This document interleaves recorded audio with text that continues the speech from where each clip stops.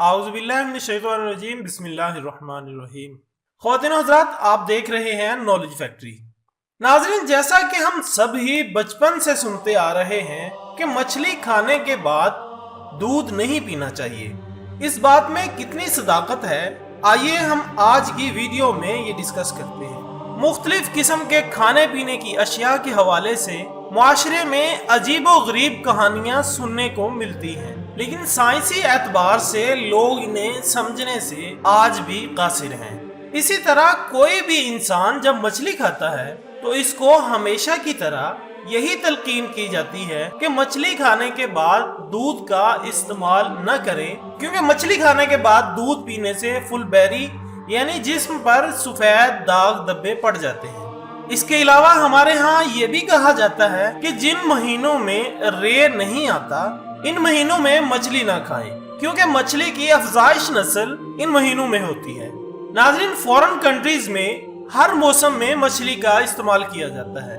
ہندو culture میں دودھ اور مچھلی کے مجموعے کو بدشگونی سمجھنے کے ساتھ ساتھ اسے مختلف بیماریوں کا موجب بھی ٹھہرایا جاتا ہے۔ اس قسم کی روایات اور کہانیاں قدیم مصر، مشرق وسطی، شمالی نائجیریا، یورپ اور نو آبادیاتی امریکہ میں بھی پائی جاتی ہیں۔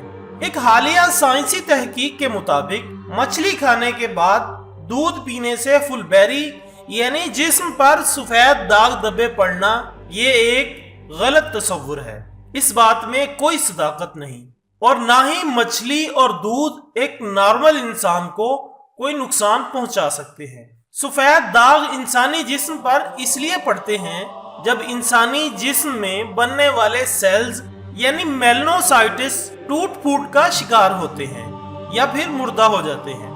تحقیق کے مطابق فنگس انفیکشن بھی جسم پر پڑنے والے سفید داغوں کی وجہ بنتے ہیں۔ مچھلی کے بعد دودھ پینے سے ایسی کوئی بیماری انسان کو نہیں لگتی۔ متلی، کھجلی یا پیٹ میں درد خاص طور پر کھانے کے بعد الرجی کی صورت میں ہو سکتی ہے۔